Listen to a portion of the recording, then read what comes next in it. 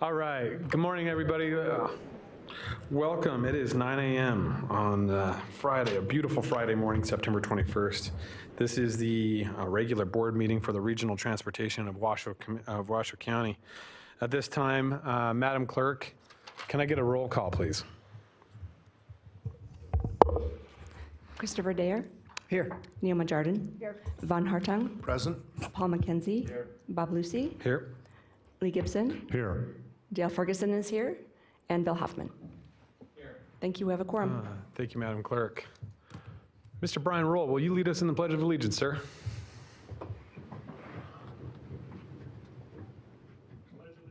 To the flag of the United States of America and to the republic for which it stands, one nation, under God, indivisible, with liberty and justice for all.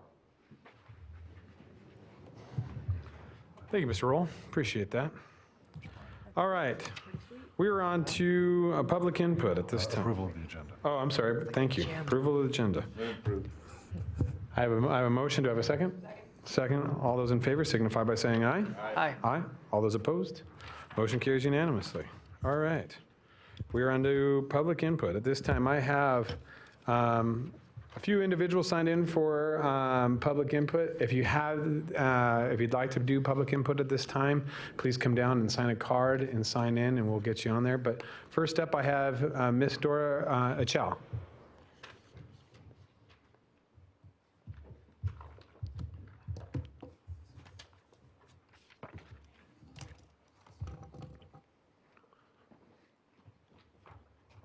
Where's Michael? Where is he? Oh, Dave, he's over there.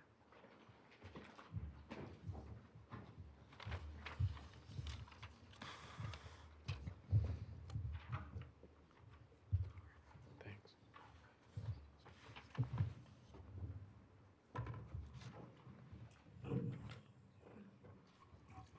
Good morning, Dora. Good morning. How Thank are you you? for having me again. For the record, I'm Dora Uel, and I'm here to request. I know I'm not gonna. I'm gonna request and see if there's a way that the engineers and whoever needs to be involved to see about Route 3CC that leaves 45 after the hour, to see if we could make it to like every top of the hour, like 2, 3 o'clock, 4 o'clock, stuff like that. So the reason why I ask that is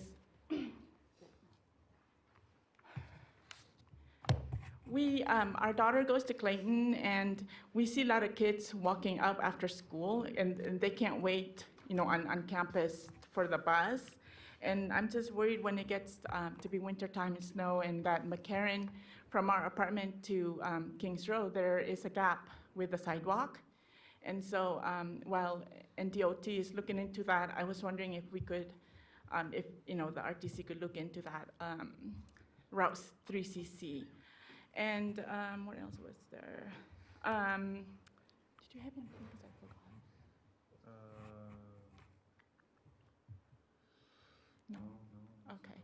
And just for the record, and I know I talked to some of the RTC folks, Rebecca and Dawn, regarding the grievance form and the paratransit application online for the rtcwashoe.org. It's not accessible. We can't fill it up online. We have to print it out and try and have our 11-year-old daughter fill it up for us, and I think that's not very adequate. So if we can make it accessible, that would be great, because he's trying to apply. Thank you. Thank you, Dora. Appreciate it. All right, we have Assemblyman Daly signed in, Mr. Richard Daly. Good morning, Assemblyman. How are you? Morning, thank you. Skip Daly, I'm here on behalf of the Laborers Union, so just here as a regular citizen, not as an assemblyman, but thank you anyway. So real quick, I'm hoping that it's okay that I talk now so I don't have to hang around much longer, but wanted to speak to, I think, agenda items 5.2 and 3 on the Midtown Virginia Street improvements. And I know there's been some talk of potentially delaying or stopping construction for a period of time coming up over the winter months. And I would just say that I think that would be a bad idea. If you're in the construction business, you start a construction project, and you try to work on that project continuously until it's finished, because you're impacting people, granted you are. But you want to minimize that impact. You want to make it as short a period as possible. You have not only the businesses that get impacted, but the other businesses that are working on the project, the workers are working on the project. You have the plant mix and various things. All of those businesses and people get impacted if you delay. And when you have an open construction project, there's increased liability for everybody involved in that. And I don't know why you would want to extend that potential liability and cost for an extra 6 weeks in the middle of the season. Now, if we're blessed with a wetter than usual winter, there'll be slowdowns because of weather and various things anyway. It's all built into the contingencies and the processes that we recognize during construction, road construction in northern Nevada. But if we have a less than normal winter, we hope not, but if we have one, those are construction days that will lessen the length of the project. I'd hate to be at the end of this project and have it, for other reasons, extend longer or other days added, and then hit into the summer months, into other events and things that come up in the summer season. So I don't know that you're saving any time or money. You're just changing your risk, extending it in my period. You're impacting the construction workers, the construction company, and there will be significant costs. You have to maintain traffic. You have that increased liability exposure for a longer period of time, unnecessarily in my view. You also have costs to administer the project for an additional 6 weeks that wasn't in the original budgeting when you guys on your cost. So I understand the businesses that are potentially impacted. I just don't think that it's a wise decision to delay. If we can, unless it's your construction project, there is no good construction, right? My point is, I got a phone here that's got a calendar for the next 100 years, and so you pick the good day to start. There isn't any good day, depending on everybody's, depending on your point of view. So once you've started that project, I would say the best process, the best plan is to continue straight through. Thank you. Thank you, Mr. Daly. All right, I have no other further individuals signed in for general public comment at this time. I do have quite a few individuals signed in for items 5.3. If you'd like to go now, or we can wait until the item itself. All right. Seeing no further public comment this time, I'll bring it back to the board. We are on to item 2.2, accept the monthly summary report for the Technical Citizens Multimodal and Regional Road Impact Advisory Committee. All right, any questions? I have a motion. Do I have a second? I have a second. Motion by Mr. Mackenzie, second by Mr. Hartung. All those in favor signify by saying aye. Aye. Aye. All those opposed? Motion carries unanimously. All right, we're on to consent agenda. Mr. Gibson. Mr. Chairman, the consent agenda is routine items. We have a lot of contracts this month, starting some of our intersection improvement work. I do want to note for the record, while the posting of the agenda is correct with respect to items 3.11 and 3.12, there was a transposition in the agenda backup with respect to those two items. So what appeared as 3.12 was actually 3.11 in your backup, and then what was 3.11 was actually 3.12. Other than that, everything on the consent agenda is in order for approval. One more note. We have approved change order number 9 with Granite Construction. I do want to point out we're pleased that that's been concluded. We're trying to close this project out. We will be bringing another change order back next month. I see Mr. Roll nodding his head. That one is also going to include a number of issues that, if I'm not mistaken, related to the delay to the flood. So we're getting all that sorted out, and we'll bring that back next month. Other than that, staff would recommend approval for the consent agenda. All right. Mr. Chairman, Mr. Hartung. would either like to have questions on 3.3, which I think would be satisfactory, or if necessary, pull it completely.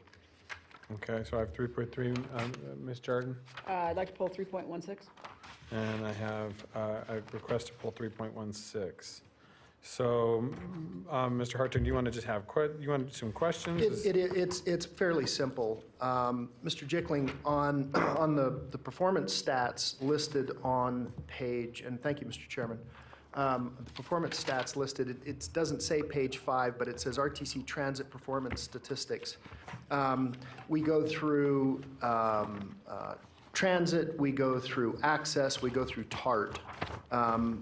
If you'll note on TART, as listed in the packet, it shows subsidy per passenger, it shows revenues, and you've given no such data for transit, and I would like to see that in the future, because it'd be nice to know how much we're subsidizing by, and do we need to make course corrections in terms of the RTC Transit, the fixed routes? We can add that to the next month's Okay? agenda. When you get an opportunity, would you also send me that information? I can do so. Thank you. Thank you, Mr. Chairman. All right. Mr. Arden, your questions on 3.16? Could we just, for the record, this is very early in the process, and just a summary of what this change order is for? Mr. Chair, members of the commission, for the record, Doug Malloy, engineering manager.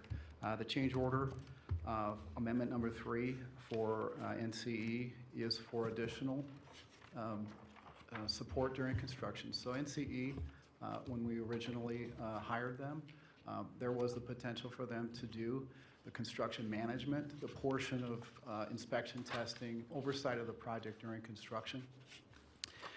We decided later on to do an RFP, and we did that RFP. You approved previously Atkins as being the construction manager. However, we do need their services during construction to support their design, questions that may be coming up during the project, during this utility phase, and then into the next phase as well, the overall construction.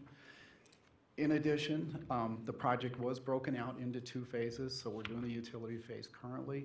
We're doing another phase. With that, there's 2 packages that needed to be put together. There's additional work associated with that.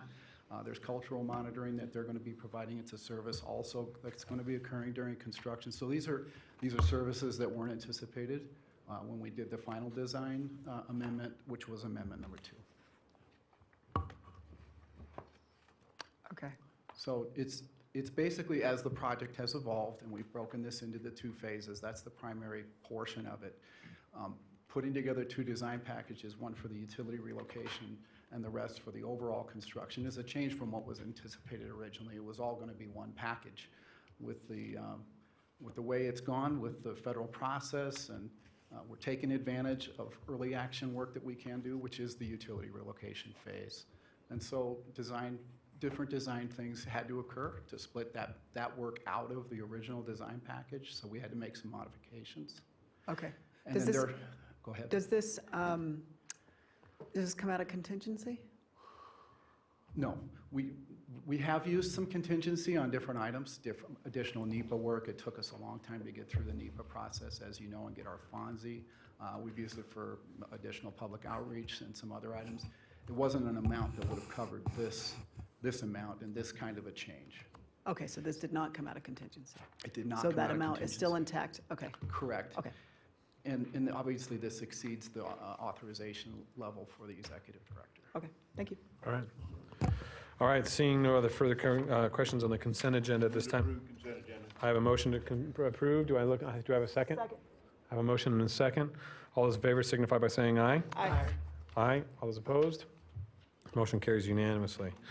All right, at this time, what I'd like to do, since there are so many individuals here to talk about 5.2 and 5.3, what I'd like to do is move 5.2 and 5.3 up to currently on the agenda right now in front of the director's reports. So I'm looking for a motion to actually amend the agenda to take 5.2 and 5.3 now. So move. What's that? You want to just do all 5 together at one? So we'll take 5 out of order then. We'll start with 5 first. So move. I have a motion from Mr. Dare. Second from Mr. Mackenzie. All those in favor signify by saying aye. Aye. All those opposed?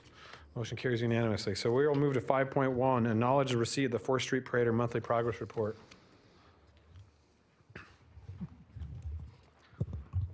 Good Good morning, Jeff Wilbrecht, RTC Project Manager for the Fourth and Prater BRT project. So last month we weren't able to talk to you about it, so I'll kind of go through what happened the previous month and into this month. There's been a lot of progress on the project. We have exceeded all the working days. The contractor's now into liquidated damages. As of today, that's 25 days, and I can talk about that a little bit more later as that kind of plays into the schedule. There's kind of two components to this project. There's a roadway part of the project, and then there's the BRT station part of the project. The roadway is substantially complete. The contractor finished paving the middle of September. They're striped out. They're doing cleanup work for punch list stuff. BRT's work is still under construction. I'll talk about that a little bit later. Of the budget, there hasn't been any change orders exceeding the maximum contract amount, or about $36.8 million into the project so far. And just kind of talking about some of the utility work that's happened throughout the previous couple months. We're totally complete with the Tumwa work. They're just going through the punch list work. They have this cathodic protection. It's a pretty complex system that's getting kind of all the kinks worked out. Into Reno, we finished the concrete work and the paving work in the western Reno part of the project. And so now we're just cleaning up the streetlight connections and the traffic signal fiber optic, and then just doing a lot of the punch list work with the existing utilities that the utilities that we installed in that area. And same with Sparks. So Sparks has been done for a while now, but now that the contractor is completely done with all the paving operations, he's moving back to start the punch list work in Sparks. Also, so I kind of already talked about it a little bit. We finished the concrete work in Reno, finished paving in Reno. We've been doing a lot of landscape cleanup, so installing the sprinkler systems and the street trees throughout Reno. And then, like I said, punch list work. So the BRT part of the project, that's kind of the hot topic as of late, as that's the item that's still outstanding. So we have a mock-up station at 15th Street, and here's a photo of it. The glass panels have arrived for that station. The contractor's been putting all that together. And then there's also been some concrete paving in front of the BRT stops that needs to happen after the paving. So I think there's just a couple left of those. Of the 8 stations, there's some in Sutro. I think it's just the Sutro one that's remaining. And then we've been doing a lot of outreach, and so with paving there was a impact with paving. So the past months we've just been outreaching as much as possible.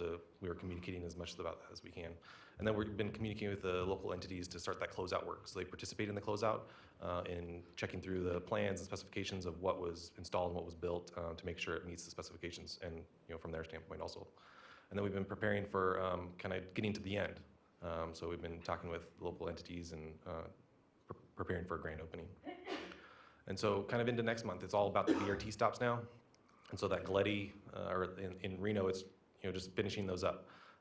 There is a delay that's causing the delay is these roof panels. They're these really fancy plastic roof panels that the contractors, his subcontractors, suppliers, has an issue of getting those here on time.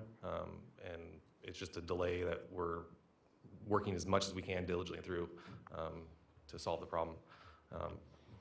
Punch list work in Reno, punch list in Sparks. Throughout the rest of the project, you'll kind of see intermittent traffic control shifts. It's going to be open to two-way traffic throughout the rest of the project. And that's really just to facilitate the punch list work of cleaning out manholes, raising final utilities, installing street trees and that kind of stuff. So it's just minor impacts. And then, to finish out the BRT stops, they have to have some area to work in those areas. And with that, I'm happy to take questions. All right, any questions from the board? Mr. Mackenzie. What's your anticipated timeframe until we get completion on this? Yeah, so substantial completion on the BRT stops. That's still somewhat of a moving target. We'll have the 15th Street BRT stop completed in the next couple of weeks with the roof gutters and all the freeform plastic being installed. The worst case scenario of what I've been told as of yesterday was the end of November is when the contractor expects to have delivery released on those roof panels. And so we're looking at different types of options to get our RTC transit functioning, but that's not going to release the contractor's liability to complete the project as specified. Okay, and he's accruing liquidated damages until he's 100% complete. There's a ton of cleanup work in Reno, the landscaping and everything else that hasn't been finished. I just wondering what kind of time frame we're looking on. Thank you. Okay. Ms. Jordan. Thank you very much. I did want to just let the board know that a number of merchants, 4th Street merchants, and myself and Councilmember Bob Zine met with some members of RTC to discuss kind of the anticipation of the completion of this project and how they can facilitate kind of a outreach campaign of it's done, we're open for business, and kind of reinvigorate. There was that 4th Street Merchants Group that used to be fairly active, and then it kind of faded away, and they want to come up with something new with a lot of the new breweries and businesses and restaurants there. So the RTC has agreed to participate and be a sponsor of that party, and I think it's a big deal when this is officially done. And I think they're looking at the mid-October Yeah, I date. think I heard that was October 7th, and it's going to be like a kind of a partner with the bike community of providing bike connectivity between Reno and Sparks. And so they were going to kind of do a brewery tour of sorts, kind of through the cities. Yeah, and have a big kind of celebration for the completion of this project and the beautification of the areas, and to let those businesses know that, and the community know that those businesses made it. They're ready for you to come and enjoy what they have to offer, and I thank the RTC for playing a big part in that. All right. Mr. Chair, if I may, I'd also like to kind of shout out to the businesses and thank them for putting up with us. I know this was a long, difficult process, but and we still have issues to overcome, but I still like the photograph of the wide sidewalks and the new road, and it looks good out there. So. Yeah, and I have to say, I like Ms. Jardin's discussion. I think that, we hold always, starting events for start of construction, but I think really it's about the completion of construction and really providing that final product. Very similar to what we did at the Southeast Connector. It would be nice to do something very similar for the connectivity that we have now between Sparks and Reno in regards to that BRT and how that goes. So I would look to something that RTC could put together to really highlight the businesses along that route and all the stops, and how that connectivity really is going to be very beneficial for those. So hopefully we could get that organized and on deck. All right. And seeing nothing further with that. Move to accept report. All right. I have a motion. Do I have a second? All those in favor signify by saying aye. Aye. Thank you, Mr. Wilbur. Thank you. Appreciate it. All right, we are on to item 5.2, which is now the acknowledge receipt of the report for potential business impacts from Virginia Street BRT utility construction project. Hello. Good morning, Board. Brian Stewart, Director of Engineering with RTC. The recommendation is acknowledge receipt of a report for business impacts to Virginia Street BRT utility construction project. At the August 17th board meeting, concerns were raised regarding the construction schedule for this project that is underway during this, and especially with respect to the holiday season. RTC staff met with businesses and stakeholders to better understand that during the last month and get their concerns, and then present the board with the actual risks that are associated with going down and making some of those choices to changing the schedule. The utility construction phase began earlier this month. This board approved the construction contract with SNC for nearly $13.5 million. There's 115 working days in the contract, so you can see that it's moving really quick with respect to that investment of the utility work and being complete as proposed for March 4th. The work began on September 4th as far as the actual hardcore traffic control, and it was set up to have one-way traffic on Virginia Street between Liberty and Wells for southbound. The northbound traffic was detoured along Wells, Vassar, Holcomb, and Center Streets, and then Plumas Street is also encouraged as a detour route, and you can see that in the attachment A to your board packet. Construction's going well. The next report, you'll get a lot more details with respect to that. Midtown is open. There's many ways to Midtown you can see on that map. Southbound traffic and doing the one-way configuration provides a safe area for the workers as well as the public to be able to travel and then access the businesses during that time. So the current plan is working. Traffic delays are minimized and access to businesses are maintained. SNC, our contractor, continues to work with businesses directly on notification for construction impacts, suggestions for improvements, and day-to-day maintenance, and bending over backwards to do what they can to minimize those impacts. We also have the RTC Business Support Program has been designed during this time to assist the Cordell businesses during construction. Combination of messaging, special events, mapping support, free transit passes, temporary on-street parking, you'll see in the photos to come.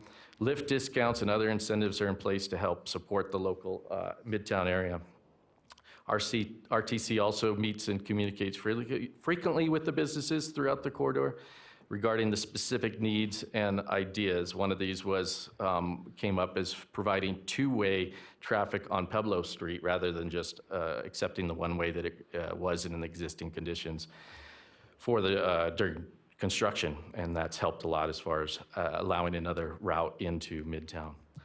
The current contract has holiday time off in it, and it's shown to be November 21st through November 26th as non-working days, December 24th through December 28th as non-working days, and then January 1st. After outreach and talking with business owners, the executive director intends to add 3 non-working days to the contract, which you'll see there as November 19th through the 25th as non-working days, and then no work on between December 24th and January 1st. Those minor changes are in our risk register as far as being able to be handled in the budget. We also looked at a number of other ideas for changes and evaluated all those. The first idea was to shut down completely the construction from November 16th through January 2nd. Under this scenario, the whole traffic control and the contractor would be demobilized. The area would be cleaned up, restriped, and two-way traffic would be maintained during that time frame between Plum and Liberty. This is a significant change to the construction schedule. As you know, 6 weeks. As I already said, it's 115-day construction contract, so you're almost talking 20% of the work. And so therefore, it is a significant impact as far as the funding and what it would cost the RTC. And since the damage hasn't happened, we're just estimating, but it would be the up to $800,000 to provide SNC, the contractor, to do that. At the same time, you have the nearly 50 SNC employees would need to be reassigned or moved to other projects. And some would be simply unemployed during that holiday time. The project also is really, scheduled really tightly with respect to all the other work that's going on. And listed there, we have other contracts with our Atkins, our design contractor, as well as the utilities. And once we finish, we're providing a window of opportunity that some sewer work can be completed on Center Street that is currently in the wings and was underway, but we were working with the city and able to weave our projects together and that kind of stuff. So when you add all that stuff together, it's a significant funding impact of potentially $1.2 million when you look at all the things put together. We're not seeing that there'd be a benefit with respect to that. So you delay everything out and we'd lose some windows for construction as far as going into the next phase when we want to hit the summertime. We also looked at maybe accelerating. Maybe we throw some more people out there, make them work longer hours, maybe weekends and that kind of stuff. And when we did that, the workers are already working 10-hour shifts 5 days a week. And by adding a Saturday in there, wouldn't be beneficial. We wouldn't gain a whole bunch of days to the actual schedule, and so therefore we'd still be impacting the holiday period. It'd also be unsafe with respect to the hours of the workers. Just not being aware, working 12 to 15 additional hours would be not good for them. And then lastly was the idea that, well, can we do this project with maintaining two-way traffic on Virginia Street? And the short answer is no. It's really tight. We have a very large trench that's going in right now with the vault structures for all the fiber optic of all the utility companies that will be in there, as well as our partners with the city. And we need space to be able to do that. The corridor is full with the construction workers and the iron or the equipment that is doing the excavators and dump trucks. And you need that space to be able to do that. And then it also provides a very safe environment for those workers to do. And then it also provides a very organized and good way as far as having the one-way traffic that people can access and understand. And it's set that that's how you get to Midtown and that's how you function around Midtown. So having the two-way traffic would not provide a benefit to the project in our opinion. So the fiscal impact is it's just estimates right now of what you've seen in the board, up to $1.2 million. It would have to come from somewhere. That is not in the project budget to do that, and so we would have to, strategize on where that funding would come from, whether it be other projects or whatnot. So that actual impacts would be in the change order and the numbers as far as once that delay happens. So that's the report for you, and I'm happy to answer any questions, and I can have others do if we get into the weeds here. All right. Thank you, Mr. Stewart. Well, actually, what we're going to do is take some public comment first, and then what I'll do is bring you back if we have some further questions for you. Thank you, Vice Chairman. Thank you, Mr. Stewart. All right, so I have a few individuals signed in for this item right now. So first, I'll take Putnam Zeta, is that correct? Almost? Okay. I knew I was going to slaughter it. I apologize. My apologies. Hello, board. My name is Batuan Zadeh. I own 3 businesses in Reno.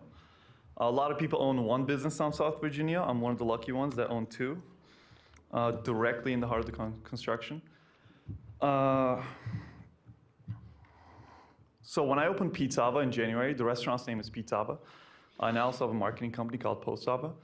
When I opened Pizzava in January, I remember our first week, there was a gentleman in a wheelchair that had to come off the sidewalk on the south side of Melting Pot, go against traffic, and then come into our restaurant. So when I heard about this construction, I was pretty happy. I was pretty ecstatic, actually. Even though it might take long, even though we might hurt from it, for me to say it's going to be scary, it's like saying I only thrive under favorable conditions. So I think as a business owner, part of the definition of a business owner is working against these tough times. I respect the opinion of my business owner friends. I know it's tough, but I think one of the things we could do to come out of this alive is work together. One of the things that we want to commit with Pizzava, the restaurant, is any business owner or any event planner in Midtown that wants to improve Midtown, we will give our services at cost. So any pizzas, any labor, we will give it at cost. We just want Midtown to do better. And I also own a marketing company in Midtown. It's called Postava Marketing. Same goes for that. So any single website development, SEO help, menu design, mailings, it will all be on us.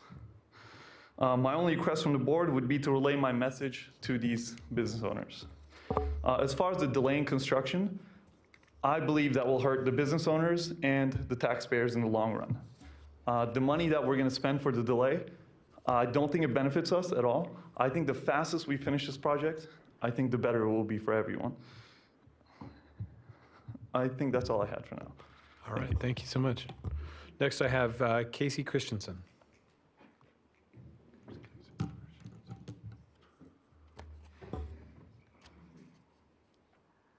Good morning, Ms. Christensen. Hi. Hi, board. My name is Casey Christensen. I'm here as a representative from Soup Restaurant and also as the board member and president of Midtown District. So I just wanted to kind of give you guys an update about what we've been feeling for a lot of the businesses within the Virginia Street corridor. Our experience with this project so far has been really wonderful. I know I can speak for myself and a lot of other businesses where the communication and the partnership that we feel we're receiving from RTC and S&C has been outstanding. The fact that they're coming along and partnering with us as a board for the Midtown District to help us out with some of our events that we had already had planned and say, how can we help you to make this event successful even during construction has been really wonderful to feel like we do have a partnership with them. I agree with what the gentleman before me said about trying to delay around the holidays would only be more confusing to all of the people that are just trying to get a concept of how to get to Virginia Street now. Then all of a sudden it's two-way and then they can drive that way and that's only for a couple weeks and then it's back to one way. I think the cost and the impact involved, along with the confusion that would bring, would not make it beneficial to any of our businesses or to the project as a whole. As I've said, construction itself is difficult, and there's no easy way around it, but I do feel like the partnership we've had with both the companies and RTC has been wonderful. We want to keep working together, but there has been a little bit of a struggle lately that has a problem that's been coming up, and I've had a lot of business owners come to me and ask how I can help them. Over the last 1 to 1.5 weeks, we have had 6 break-ins in businesses along Virginia Street and Center Street. This is extremely worrying for us and has created a real sense of vulnerability for a lot of the businesses within the corridor. So my question to you as a board is what can we do to help prevent that? I know that Naoma Jardin has been working with Chief Soto to try to find out about getting maybe some extra patrols down there in the evening hours. A lot of times this has been happening between like 1 and 4 in the morning, but I don't know what we can do to help increase activity and maybe get some more police presence out there to help support these businesses during this vulnerable time. One last note, and I know there might be some other people that feel this way too, but we're kind of liking the whole southbound only and diagonal parking on Virginia Street. I'm just putting it out there. I know that there's been a lot of talk either way, but the additional parking, and then there's also a real sense of smoothness as people are just going southbound. I know you'd have to do some bulking up on Center to make it be able to afford the extra cars, but it's not a bad thing. Thank you, Mrs. Christensen. Thank you. Appreciate it. All right, next I have Mrs. Jessica Schneider.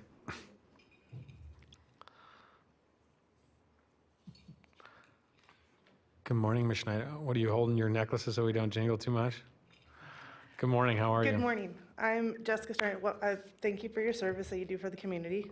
I just wanted to say that. My name is Jessica Schneider, owner of Junkie Clothing Exchange, Simple Ice Cream Sandwiches, and Vision Workshops.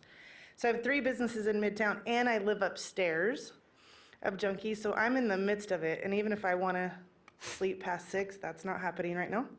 I'm in the middle of it. When I do the math, in small businesses, if you do $300 a day, if you lose $300 a day times 30, that's $9,000 a month. Some small businesses only ring up $300 a day. So we don't have the capital to keep going and prolong. So I want to keep going, and I'm asking just to keep going. Why that's so important. With that being said, we are creatures of habit. And so right now we are banding together with RTC and the construction company to train people to go on Center and to train people, and we're doing posts and we're doing commercials. So to stop that for 6 weeks and retrain people, it's just such a bad idea. It's just prolonging if you are losing $100 a day or $300 a day, not only for the community and the tax dollars, but that's why I'm here today to say, keep going, please. I want to get this over with.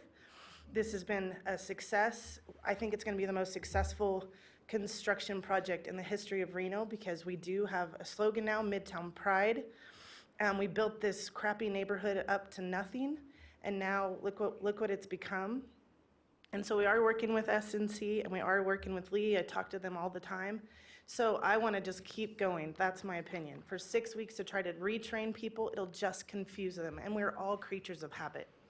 So that's my opinion, and thank you for your time. Thank you, Ms. Schneider. All right, next I have Chuy Gutierrez.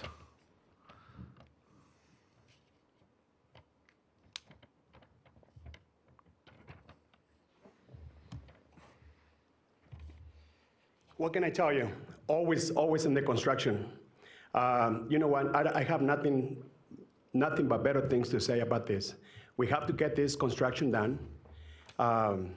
In the past, I was in the middle of 5th and Keystone. I was in the freeway. We get it done. It's beautiful. Now, connecting College with downtown Reno, Midtown, we have to get it done. And by stopping this construction, it's not going to help. So just keep doing what you guys doing, and the partnership between RTC and CNC with all the businesses and supporting local businesses, and at the same time talking about it. You know, the parking that you guys did for Ryan Virginia Street has been so incredible because customers actually coming out to us instead of coming to me and say, "Sure, we don't have no parking." I said, now it's easier to park in there. One of the suggestions that I have on Center Street, if we can do the same thing, I would really appreciate it. But everything is just going smooth and don't stop. Thank you. Thank you, Chewy. All right, seeing no further public comment, is there anybody in the audience who'd like to speak on this item? I have no other public comment signed in at this time, so I'll close public comment, bring it back to the board. Any discussion from members? Commissioner Jordan. Thank you very much. I appreciate everybody taking the time to come out here today. I know everybody's got businesses to run and money to make and employees to pay and manage, so I appreciate your time. I did have a couple of questions. We've got the east side of the northbound closed off, and you've got the parking on it. Will that at some point flip, and there'll be diagonal parking for the west side individuals, and they'll get that benefit that's kind of been spoken of today? Commissioner, that's a great question, and I'm going to get the project managers up here to answer your questions because they got the details down, and we'll be able to do that for you. So, Yeah, Jeff Wilbeck, RTC project manager. So, short answer to your question is no. So the reason we can do the northbound side of the project is because all the dry utility conduit that I'll talk about in the next item is all in that area. So that's a favorable location to keep this continuity, keep the traffic flow as was discussed before, just the same, and train people on that condition. So we will be going through north with the joint utility trench, and when we get to those areas where there's traffic control, we're going to work to relocate them back behind where work is occurring, so we can kind of keep it a continuous thought that when people are going southbound, they see the sign, they know exactly where that parking's at, they can come in and park and go to the shops. I just didn't know if it swapped and you had to do kind of a similar thing on the other side of the street, and then there would be some impacts on the east that wouldn't be on the west, et cetera. Okay, thank you for that answer. The other thing is with regards to the break-ins, which are very concerning and which I have brought it to the chief's attention to see. We might have some options there. I know when we had some vehicle break-ins and there was some kind of a graffiti wave that was coming through, he deployed what's called a surge. And it's more officers for a more intense period of time. I would venture a guess that it's probably one person or two people doing all of these things, but I'm not a police officer, so I don't know that for sure. My question is this: does SNC have a security company during the evening for their equipment? Because I know oftentimes on a construction site there'll be a security officer they don't have that? Okay, I just wondered if that's something that this board through RTC and SNC in concert might want to explore to, augment anything that RPD may do, because this isn't going to be overnight, and I think there is some vulnerability with, a little bit darker streets, not as much foot traffic and vehicle traffic during the evenings that I think we do need to maybe look at that. yes, Commissioner, that's a great idea, and we will look into that for sure. Okay, and then. Oh, that's all I have. Okay. Commissioner Mackenzie, and then we'll go to Commissioner Hartung. Thank you, Vice Chair. Just a couple comments. I travel around this area quite a bit. Some of the benefits that I see to the setup of traffic control here is one very obvious thing is you drive down Plumas or Center that we've got signs that identify streets that you can shoot down to get to the businesses. So as you're on those detours, you're not guessing where you need to turn to get to a business. And we've got pretty good identification for parking areas out there. And I too have heard the comment from a lot of people that there's more parking in Midtown than there's ever been. And it's making it a great place to visit. And that's something you would never have expected to hear during a construction project, that it's a better place to visit now than it was when the construction wasn't going on. So hopefully when the project's done, we've still got the same attitude about going to Midtown. And I think that you're doing a great job communicating with the public to let people know that business is still open in Midtown, to take your time and go down there. There's a little bit of congestion there, but there's a little bit of congestion everywhere, and you've done a lot of good work to benefit those businesses down there to make sure that people can find them. And thank you for your efforts. Commissioner Hartung and then Commissioner Dare. Thank you, Mr. Chairman. Footnote, I happened to be in Midtown on Wednesday, and I was pleasantly surprised how easy it was to navigate, even given all the construction. So I think you guys are doing a great job managing the traffic flows, and it was easy to find a place to park. It was no big deal. Ms. Stratton, how is it that you know that it's only one person? No. I know things related. I'm in complete agreement with Ms. Jardin about security, whether it's provided by SNC and we work out a deal with them. I'm surprised that they're not concerned with their equipment and their tools being Toyed with. stolen or worse. Sometimes it's better that it just gets stolen because you get it replaced. If it gets damaged, if it gets vandalized, then you have to just repair it. So I don't want to see either one. I would be very much in favor. And we've approved addendums before, and I think that this is a good reason to approve an addendum for some private security company to make its way consistently through that area during construction. So I would be supportive of that. Thank you, Mr. Chairman. Thank you, Commissioner Hartung. Commissioner Dare. Yes, when I pull out my passport and leave Sparks and come to Reno every once in a while, in the past, I think it's important to business owners. Hasn't that expired? That was a temporary permit. West Sparks, I know. I like that. I like that. We typically avoid Midtown because of parking. And I've been down there quite a bit. My wife works right in the area. And actually, what you guys have been doing, we've been going down there more. And I just want to say that to the businesses, and I want to say that really loud to anybody that maybe are saying something different. You actually are getting people coming that typically wouldn't, because I'm not worried about parking or thinking I can park there and get a ticket or all the different things that might happen. And so in the future, whatever ends up happening, I just want you to know you are, in this construction time, getting my business more than you used to. And that sounds very different than usual. And I do want to commend you guys. I always love hearing from our constituents when they say things like, we love working with construction, we love working with the government of any fashion. That doesn't happen a lot, so good job, and thank you for sharing that. But I'd encourage you to continue to keep those parking open, and maybe in the future, I really have nothing to say about it, but if you want me to keep coming down there, keep that going. I love that. Okay. Commissioner Jordan. Thank you very much. So we'll get down to kind of the nuts and the bolts of this agenda item, which is whether or not this commission wants to move forward with the suggested modification of the contract to afford some additional days for the holidays. And I did meet with those business owners that were concerned. We did hear their issues and what their concerns were. And out of that meeting came actually some really good suggestions on some marketing ideas and some ways in which we could all work together that I thought were very valuable.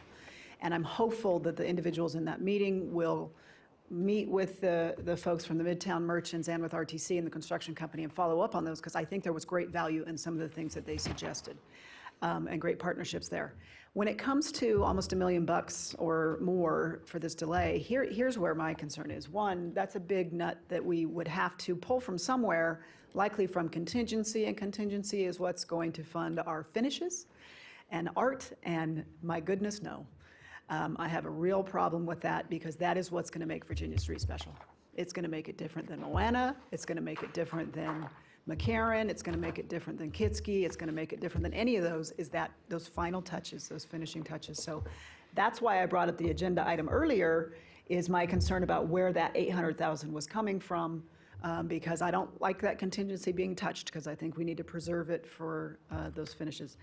And frankly, I think while these businesses, concerned businesses, believe know that their peak period is during the holidays, I'm going to guess there's other businesses that their peak period is during Burning Man and the summer, and then there's probably others that say, maybe they're a bike shop and their peak period is during the spring.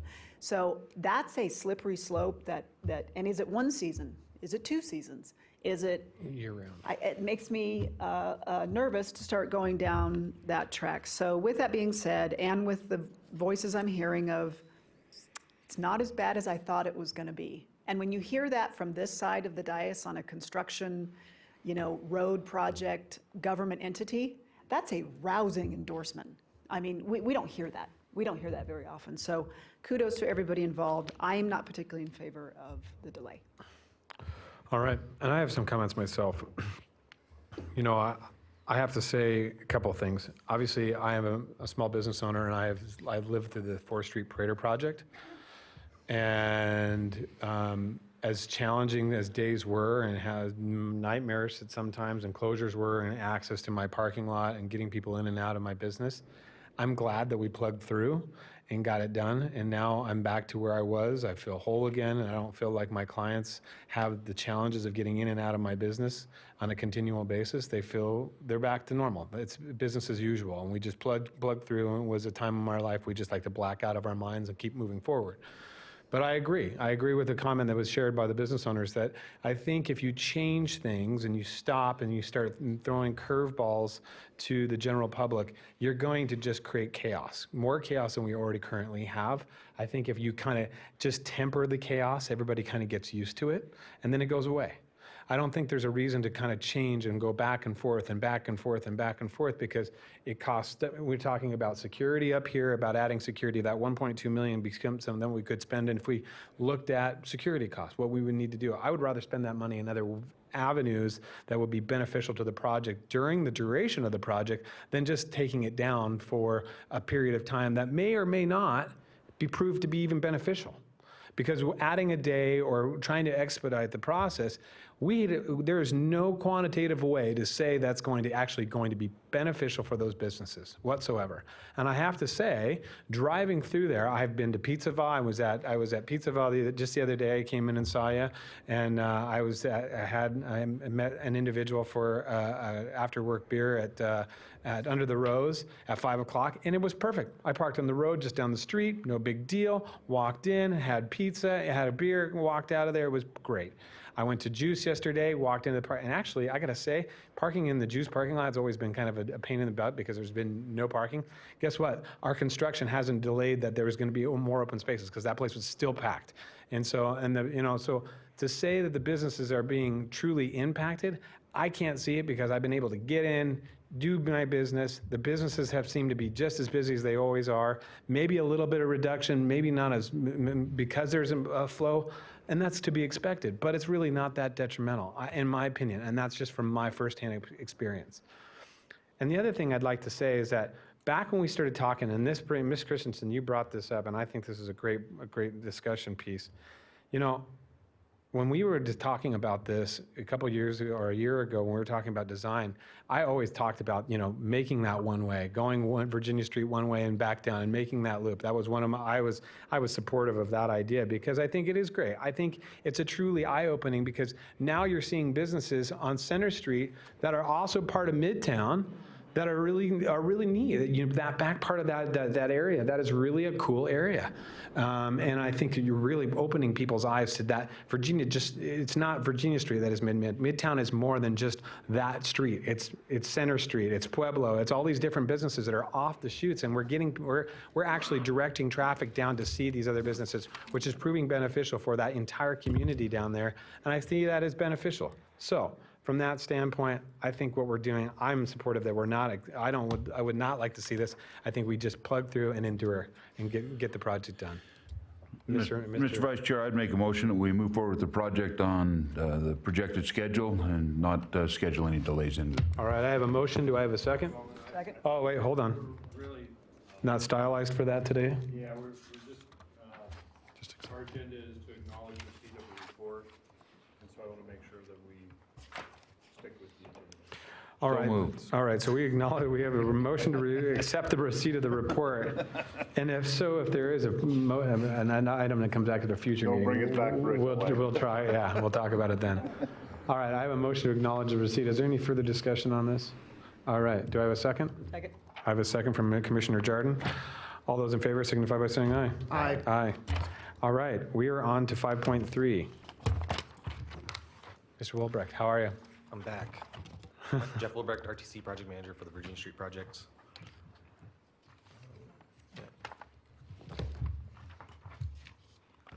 So, yeah, we're into construction on the Virginia Street Utility Project. This is going to be kind of an update that's similar to the Fourth and Prater updates that we've been doing. In this update, I was kind of focused on what we are actually doing in the utility project, just to kind of help it be clear and answer any questions you may have, and talk about that schedule and some of those other things. Kind of hit on some of the outreach that we've done. We've already kind of talked a lot about outreach, so I might we'll see how that goes. This is the Midtown Proud on the back of the excavator. That's something that someone else commented on earlier, so just wanted to share that. So talk about the schedule a little bit. So we just had an agenda item about the schedule. We started heavy construction September 4th. That's planned to go through about the end of February. It is northbound, has been detoured over to Holcomb and Wells, and that's to accommodate this trench. And so the trench is 10 feet wide at max, or maybe even more, where we're installing these huge vaults. It necks down where we can make it narrower. It's a massive undertaking. This contractor is doing about 10 to 12 months worth of work in a 5-ish month period. It's a massive undertaking. We're going to continue north. I'll talk about it in a little bit. There's 4 crews working. They're all kind of working in conjunction with each other to accelerate this project. We are in the final design of the roadway part of the project. We just received the 90% plans. That's going through the review process. Eventually, we're going to go back to kind of the CMAR process where we do opinion of probable cost. We're going to go to final design with construction starting in early summer of 2019. So yeah, there's 4 crews. There's 2 joint utility trench crews. That's the trench where they're installing the conduit. There's crews that are installing the vaults. A vault is a massive underground structure. It's where AT&T or NV puts a man into the vault, and they use that area to safely connect wires, splice fiber optics. And so we need to install those for those utility companies to do that work. So this is one, the above photos on Center Street, and that's one of the biggest vaults on the project. There's actually one towards Plum that's even larger. These are huge structures, and you see there's several conduits going into that vault. I think there's 12 or 16 conduits going into that vault. It's a massive structure. Here's all the participating utility companies: AT&T, NV Energy, Charter, Verizon, Tumwa, City of Reno, Traffic, and then we're doing some storm drain work for them also. So that storm drain work will start kind of towards the end of this month, and that will kind of continue throughout the rest of the project. The Tumwa work will start also kind of towards the middle to end of October, once the joint utility trench crews are out of the way, so we're not overlapping on each other. We're going to continue work northward, Tumwa work, and we are going to stay in that one-way traffic control configuration, and that's to keep all the things that we've already talked about of the continuity of traffic control. There's a photo of the angled parking, as we kind of talked earlier, Ms. Jardin, of shifting that as we work through those areas. And so that photo is in front of Sticks. When we're actually doing the joint utility trench work in front of Sticks, we'll likely shift that area south. And then once we're done that area, we'll shift the one that's north of there to there, and just kind of do a shuffle of keeping parking as much as we can that still facilitates our construction activities. And then we've been doing a lot of outreach. And so there's several big events that we've been doing as part of the project. We're doing one event monthly. Tomorrow there's a 18 around Midtown mini golf extravaganza that we're going to participate in. The contractor has built a little mini golf hole that we're going to set up and attend and answer questions about the project, and just do outreach and just look for other people that we can communicate to about the project. We try to touch everybody with all the different methods that we have, and this is just another one that we can participate in and help with. We've also been doing sponsoring like mixers and different activities just to look at different ways we can communicate with people. We sponsored a lunch the other day of just trying to get people into Midtown, and that's kind of the message of our outreach activities of what can we be doing to incentivize people to come to Midtown and do business and just be in the area. We've been having meetings with all different types of stakeholders. We just last week met with the Carriage Stone Apartments senior living area and had a hour and a half long discussion just about the project, what it means, what it's going to be, how it's going to flow, what to expect, and we're going to talk to them about transit and all kinds of different things to see what we can do to help incentivize and just communicate as much as we possibly can about what's going on.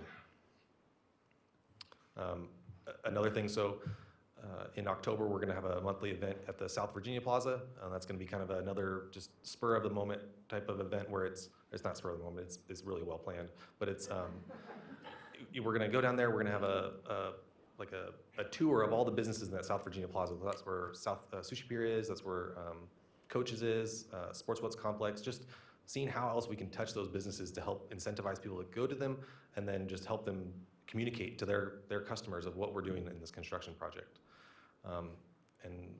Another thing we're doing is the lift subsidies. So we're incentivizing people to come into Midtown. We're going to discount their trip into Midtown by 50% just to get them into town. And with that, I'll take questions. Commissioner Hartung. Thanks, Jeff, and thanks, Mr. Chairman. Have we found any cultural items in that Jimmy Hoffa? Nope. So just to talk about the cultural aspect of the project, per the NEPA documents, anywhere we're excavating below 5 feet, we need to have someone on site just looking at stuff. I'm just wondering if we have found Nope, anything. haven't found anything. At this point. Just curious. Okay, thank you. Thank you, Mr. Chairman. Commissioner Mackenzie.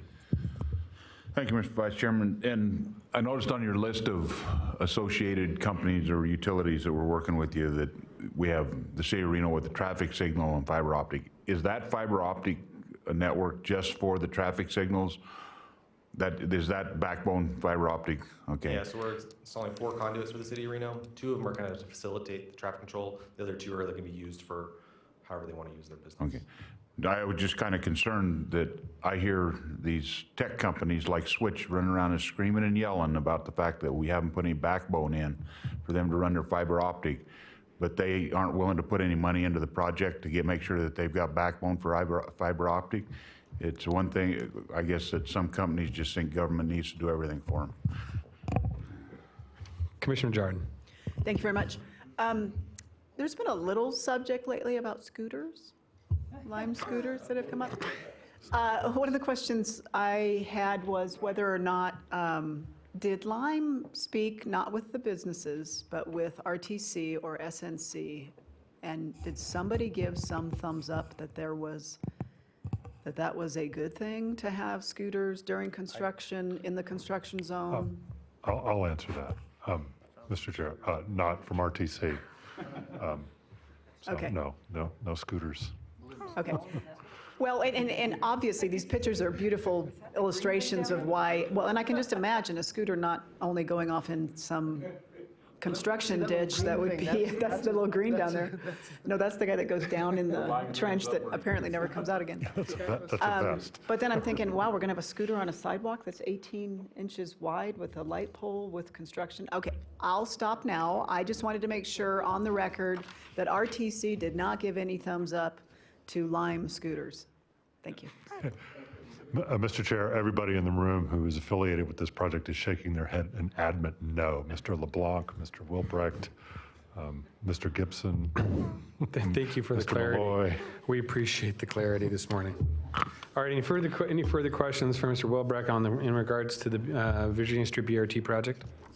Seeing none, looking for a motion to accept the report. I have a motion and a second. All those in favor signify by, Mr. Moreno, before we take a vote. You can finish your motion. Okay. Do we take public comment, Mr. Chairman? I don't have any public comment signed in at this time, so, Mr. Moreno, we'll go ahead and take yours. Mr. Vice Chairman, I just didn't want to miss an opportunity to mention a social media campaign that's currently running for this project. And for the record, Michael Moreno, RTC Public Affairs Manager.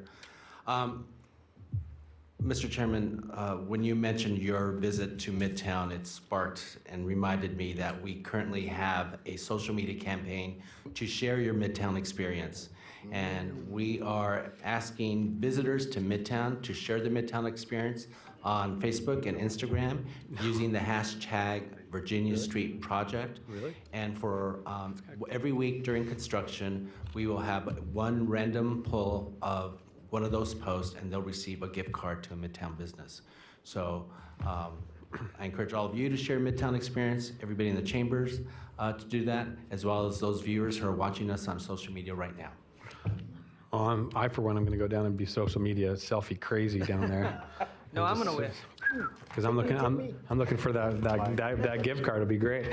All right. So What was that hashtag again? yeah, what's the hashtag, Michael? Virginia Street Project. Virginia Street Project? Hashtag Virginia Street Project. Okay, and then we could also hashtag it Midtown Pride. Exactly, Midtown Proud. Thank you. And when you pull it up, you see Michael making pizza. Yes, thanks to Batuan at Pizza Bar. He taught me how to throw a pizza up and catch it, and it was cool. I want to do that. All right. All right. So we've got a motion, and we've got a motion and a second on the floor. All those in favor signify by saying aye. Aye. All those opposed. Motion carries unanimously. All right. Thank you very much, everybody. Mr. Chair, I believe we have a public speaker. Mr. Chewy, can you come down really quick? All right. Before we close the item, Mr. Gutierrez. And also, by the way, anybody that wants to come and learn how to make a burrito, come to Choice, please. All right.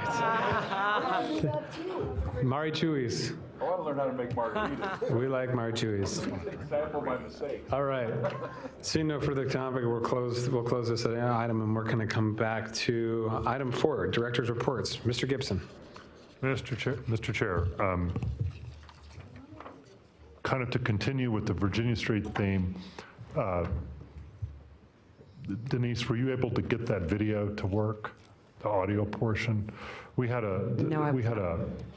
Since we've had 2 agenda items, we had a story that was on Colo TV this week that we kind of wanted to play, but we're having some technical difficulties with the audio.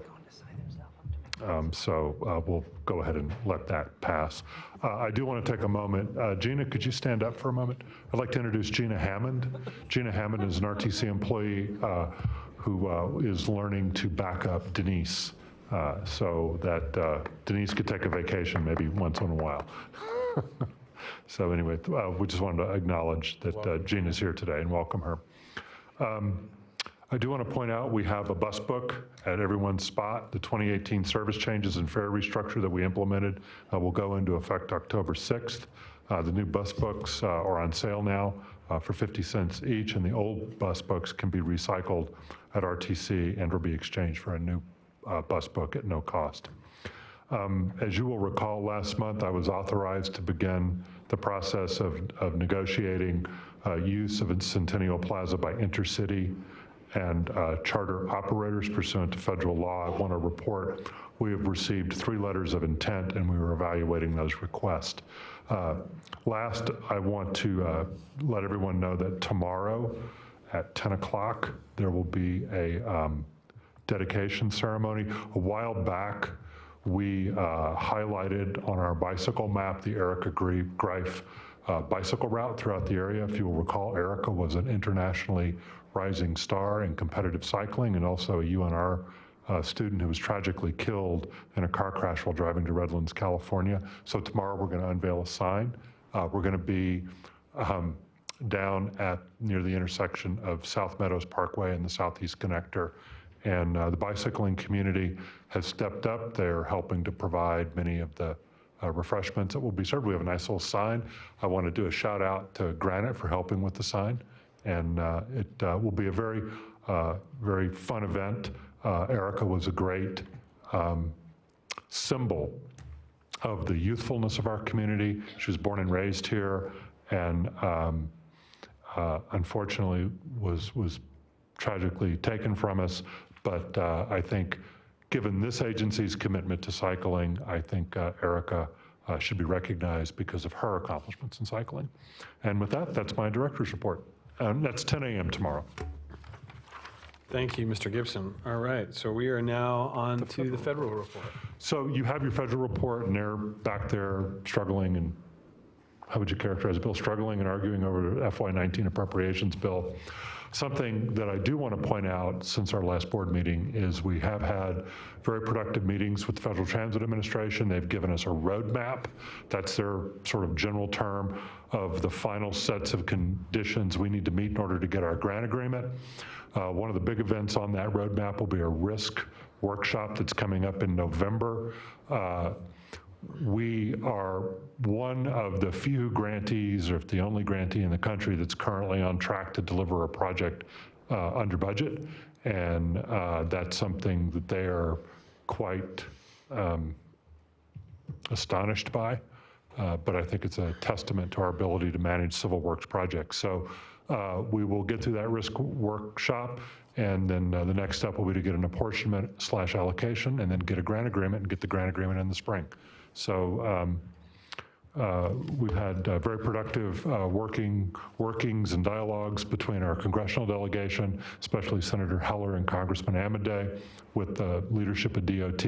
So we're keeping that moving forward. With that, I'll be happy to answer any questions. I'm sure, Bill, you probably touch on some federal issues as well. So, any questions on either report? All right, seeing none. Mr. Hoffman, welcome. Well, thank you, Mr. Chair. It's great to be here today. I'm pinch hitting for Rudy Malfabon. So on the personnel front, Thor Dyson has been promoted to the Assistant Director for Operations. He took over for Reed Kaiser, and Mike Feast has taken over Thor Dyson's position as District Engineer. So some shuffling that's been going on at NDOT. On the federal front, we at NDOT have announced the $32 million in additional federal highway spending authority that's been made to Nevada for projects. It's known as August redistribution.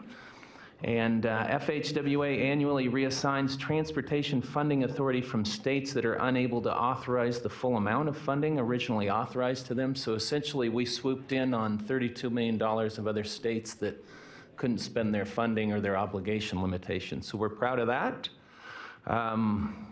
Another item on the federal front, the federal appropriations bill for US DOT and HUD is expected in December 2018. So we'll have a short-term continuing resolution till the end of September. On the project front, the Spaghetti Bowl draft environmental impact statement, participating agencies have completed their 30-day review of the administrative draft. Comments will be reviewed and discussed.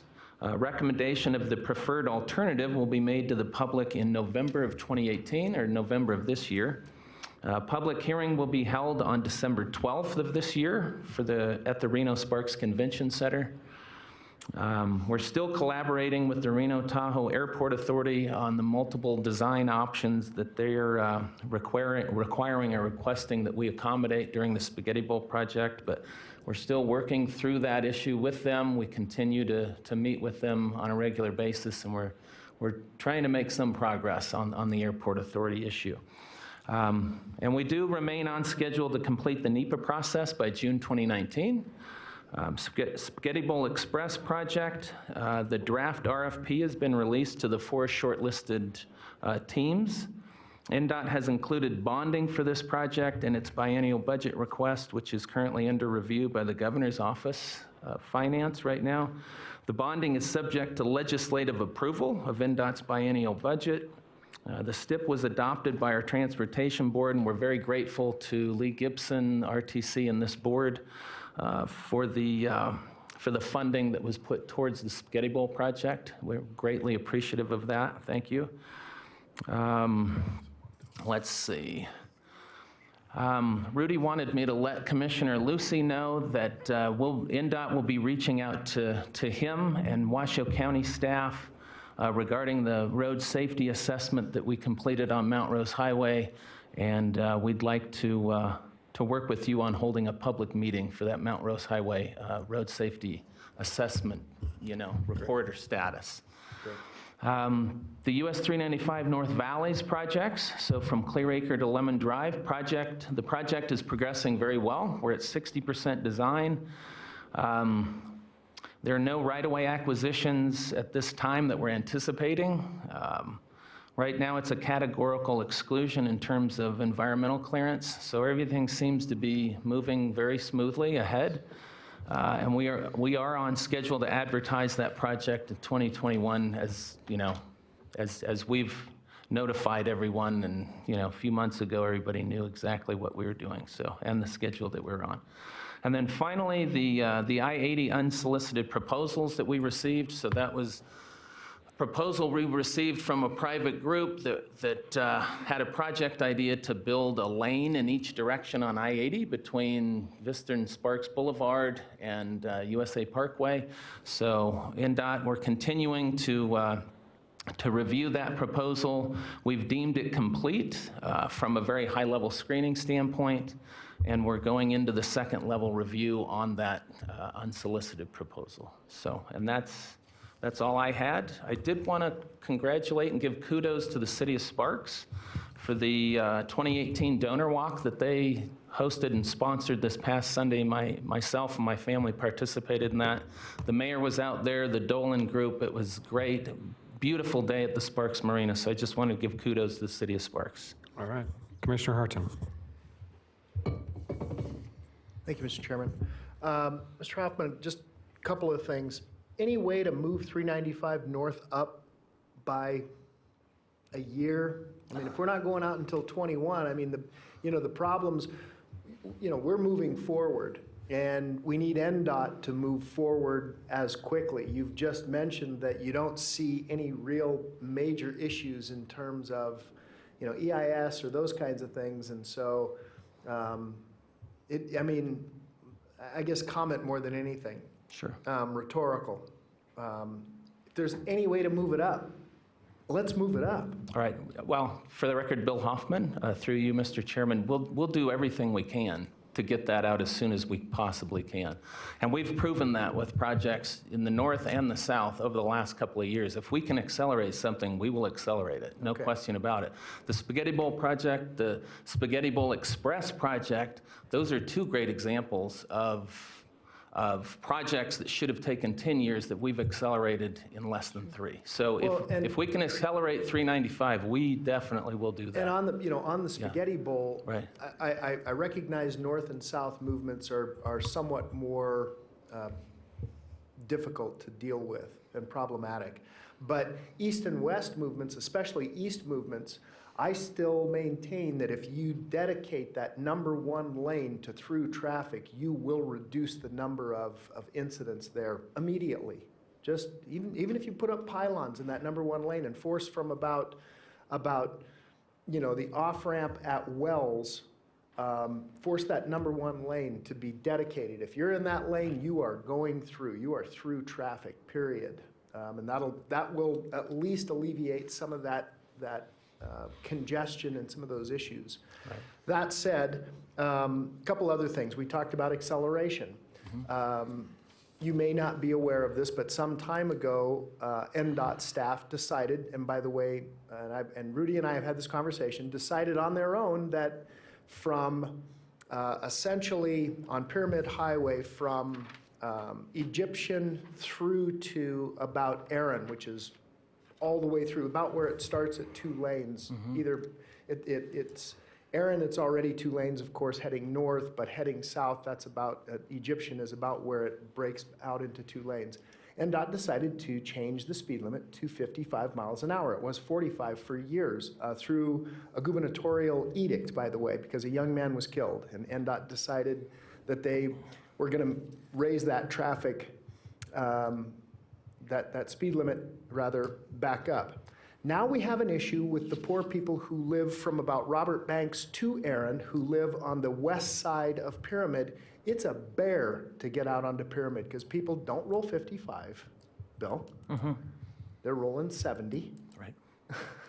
Because it's just the nature of that traffic. If you're rolling 55, you're holding people up. And then we've had for a long time an issue at the Lazy Five Parkway. There's only a right-in, right-out there, and for that little Centex subdivision, which resides in the city of Sparks, it's right-in and right-out. And in fact, just the other day, there was a rollover because you have to right out and then get immediately over to make a U-turn at Dolores. It's the craziest movement. And so I think that there's some opportunities to make some changes there, and there's plenty of right-of-way down the center, which I argued with, it wasn't the district engineer at the time, but I argued with NDOT staff long before I was elected that that was not a wise place to force that type of traffic movement. So my hope is that we can revisit that section of road fairly soon because it is not safe. And then I also would like to thank Mr. Malfabon you for moving forward on the talks of the acceleration lane from the Shawnee Pit Road to West Calle de la Plata. I know Rudy has discussed it. I believe I have most of, if not all of the materials donated. So Martin Marietta has already said that they will be a major partner in that new acceleration lane. It is not if we need it, it is when, you know? And I mean, and the when is now. Thank you, Mr. Chairman. Thank you, Commissioner Harton. Commissioner Jordan. Thank you very much. Quick question. So the Spaghetti Bowl Express project is the east to south? Yes, that Okay. is correct. I just want to make Yes. sure that we're calling it the same thing. Yeah, it's the eastbound I-80 to southbound 395. 580, Yes. which is experiencing about 3 to 4 crashes a day right now. Yes. So yes, And so the construction on that will begin when? it'll begin next summer. And the construction period will last how long? I don't have that information. I don't have the specific information. I don't even want to guess. Can Okay. I send you that info? It's probably going to be at least 2 construction seasons. Okay. So, but I'll send you that information. I'll Okay. get that information for you. I'm glad to hear there's some relief on the definite horizon, and because you're right. Remember the days when we'd have a couple wrecks a week? Yeah. And then it was A wreck a day. A wreck a day, and now it's multiple wrecks a day. And it's almost become where the news hardly isn't even covering them anymore because it's become such a constant. So I appreciate that you expedited this and that this is going to get done. So thank you. Thank you. Hold on. Commissioner Dare? Yes, just real quick, 2 things. One, can you, on the airport portion, it's actually looking at it, I'm rather concerned about some of what was initially thought of. Can you guys just make sure that you guys come out to us once you guys have those conversations? I don't want to find out. I'd like to be in that conversation. I think everybody has concerns about what is there, whether either way it ends up falling. But I think what happens at the airport affects our whole region. And for us to, I know that there's some people who have a lot of degrees I don't have making a decision, but we're responsible for the whole community. And I think coming in and out of that airport is a very important thing to our cities.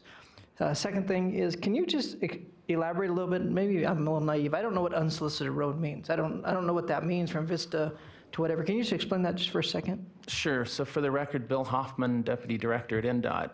An unsolicited proposal is an idea, really. It's a proposal saying, hey, we'd like to come in, this unsolicited group. I mean, it's a private group that, and that's the only way that NDOT can do a public-private partnership, and that's really what this is a P3. Okay. So the only way that, right now, currently in NRS, NDOT can only enter into a P3 deal if there was an unsolicited proposal submitted to NDOT. So we can go down this path of evaluating this project to add a lane in each direction on I-80. And what we want to do is try to find the value within that proposal, and then we have decisions that we can make from that point. We can either go with the unsolicited proposal, that initial team that submitted that idea to us, or we can take that idea and we can, perhaps if it doesn't meet everything that we need, we can go out and solicit or compete the proposal. Or there's a whole variety of things that we can do based on knowing the value of that project. But it's just an idea that was given to NDOT saying, hey, do you want to move forward? We know I-80 is critical to this area.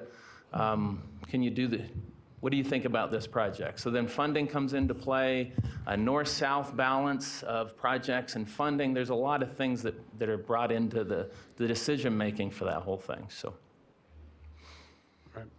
Well, hold on one second, Commissioner. Commissioner Mackenzie. Thank you, Mr. Vice Chairman. So the Clear Acre realignment has had a pretty positive impact on the flow of southbound traffic in the morning. And of course, the one issue we have is that the people coming off McCarran aren't used to merging, and right. They tend to think that they can force their way in now, and that everybody's supposed to merge with them rather than them merge. So we're having some issues there. I just got a message that there was another wreck this morning there. Somebody trying to force his way in that was supposed to be merging, thinking that the traffic that had the right-of-way was supposed to merge with him. And that seems to be our conflict point now. And I don't know if there's a better way to identify it. Some of the people are claiming that the barrels that we put up there to keep people from bouncing across the white line because people don't obey painted traffic. So we put barrels in there to keep people, to try to keep people from jumping the line that was painted on the ground. They're saying that's blocking their view. Oh, okay, okay. So maybe we put 6-inch spikes in there, so if they cut across there, they can see over them, but it keeps them from going across. I'm not. It's going to be a while for them to adjust to the fact that the traffic patterns changed, and we're going to continue to have conflict. Hopefully, we don't have any injuries there. I haven't heard of any injuries yet.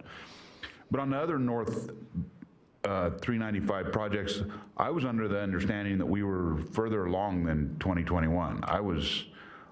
I'd understood when we were talking about this that this first phase, once it was completed, that we'd be looking at moving into the next phase of lane additions up there, trying to reduce the next critical point on that northbound. That we'd be in the process of being through all of that by 2021. And if I'm not mistaken, I've got a written sheet from NDOT that was included in a project called Stonegate that delineated that. And their project is based upon build-out, based upon what that delineation was. Yeah, well, if I could, Mr. Chairman? Yes, absolutely. Yes, so that date should be exactly, I mean, that chart, and that's kind of what I alluded to earlier is, a few months ago, those dates and those projects were fully published, they were in the newspaper, they were everywhere. So if that doesn't line up with what then we're in big trouble. I don't think that it is. I think it lines up. The first project that we were going to do in the first phase was going to be between McCarran and the actual Spaghetti Bowl, restriping where they restriped for Clearacre and McCarran. Right. That was the first phase. The second phase would be this project that I talked about in 2021. If that time period doesn't match with what we've given the public and this board, then I'll make sure that that's changed to reflect accordingly. Because I was under the impression we were going to see that next project next summer. Well, I'll have to go back and check on that, Commissioner. If that has to line up. Okay. I mean, thank you. Yeah. Commissioner Jordan. Thank you. Just very quickly, back to the unsolicited project out to Trick.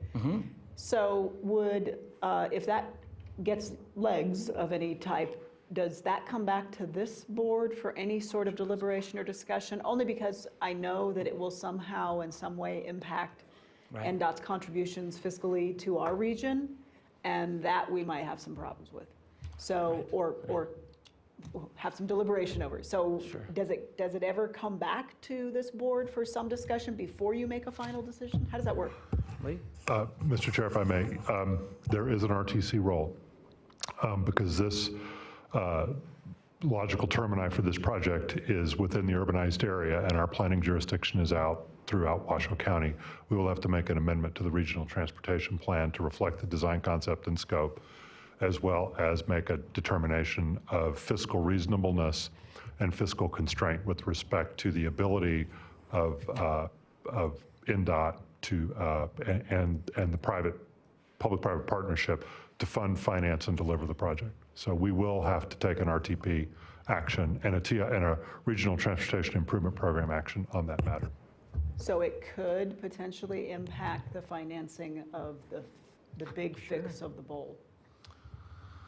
I mean, it would have to. Well, it would have to, right? We're holding the Spaghetti Bowl and the SBX project completely separate. We're not letting anything affect those. Now, in terms of what we can add, that's kind of how we're looking at this Spaghetti Bowl or the the unsolicited proposal. We're looking at it like, there's a great opportunity. We know there's issues on I-80, but then here comes the funding issue, what we can bond for, what we can't, what's going on in Las Vegas, the fairness north and south. There's a lot of things that come into play, but the Spaghetti Bowl project and the SBX project are protected and moving forward, and nothing's going to take any money from those two projects. SBX, it took me a minute to figure out what that was. Spaghetti Bowl Express, I'll get it. Okay, thank you, that helps. Okay, sure. All right, I have a few questions, Mr. Hoffman, for you. You mentioned in your report about procuring the $32 million by NDOT from the federal government for projects that are nationwide. How is that $32 million going to be distributed amongst the state for projects? Are those projects identified? Is that $32 million going to go into projects that are currently in operation? How is that going to be distributed? Well, for the record, Bill Hoffman, NDOT, those projects, in order for us to swoop in and take that money from the other states, we have to show that we have projects that are ready to go out. I don't know the exact projects on that list. I can send that to this board. Yeah, I'd like to know how how those projects are prioritized and how that money is going to be spent, if that's going to be availability, because obviously we have a number of projects. Right. And a number of things that potentially, from our understanding, are ready to go. So we'd like to see how that prioritization goes in regards to north versus south, because we talk here quite oftenly about that fairness between north and south. Right. And it would be disheartening from my standpoint to see that we have a multitude of projects up here ready to go, and the majority of that $32 million we never see. So I'd like to make sure that goes up here. One other thing, and I want to thank you, obviously you and Mr. Moffelbaum and all your staff in regards to the Mount Rose, and so I'll work with my staff to get with you to diligently set that up soon, within the next couple months, so we can do some sort of public outreach for those citizens. We talk about the Spaghetti Bowl Express project, but one thing I want to make sure that on the public record for everybody, that there are two projects. There is the Express project, and then there's the full rehab of the Spaghetti Bowl. And I want to make sure we are going to, as we talk about dates, the NEPA process being finished in 2019, summer, and potential construction starting next summer, lasting for two construction seasons, which could be in addition of 24 months. That the Spaghetti Bowl, the full rehab project, is running concurrently, correct? Planning and whatnot is running concurrently while this Express project is under construction, correct? That's correct. So Okay. we're trying not to lose any time at all on the larger project, knowing that we've got to accelerate the smaller project. But essentially, the SBX project is the first order of work, or the first phase that we were going to do anyway with the Spaghetti Bowl project. So it was somewhat easy for us to peel that out and do that. But you're right, efforts going on still on the environmental work for both that are still connected. And then we're going to continue to work very hard on the other phases of the Spaghetti Bowl as we're rolling out the SBX project. Right, and I want to make sure that the public perception isn't lost, that this is going to go concurrently together, that it's really not two separate projects. It is two separate projects, but isn't two separate projects because they symbiotically are doing a lot of shared work, but at the same time, we're just expediting the one really problematic section. And back to the $32 million in regards to that federal money, we talk about the Spaghetti Bowl Express, we talk about the full project of the Spaghetti Bowl, we talk about the North Valley's widening of I-580 and some of the major constraints out there. We talk about Pyramid Way and some of those connectors up there. We're talking about some serious projects that NDOT plays a very crucial role in. So I'd really like to identify if there is that funding, that we have that in process. And if you need help from our staff, I guarantee you they will be willing and ready. Other than that, is there anything further for Mr. Hoffman at this time? All right. Thank you. Thank you, Mr. Hoffman. That's why Rudy didn't come. He didn't want to get beat up. He always takes one or a couple meetings off, doesn't he? Send Bill when it's tough. Yeah. Right. All right. So seeing no further from our director's report, we are on to item 6, Metropolitan Planning.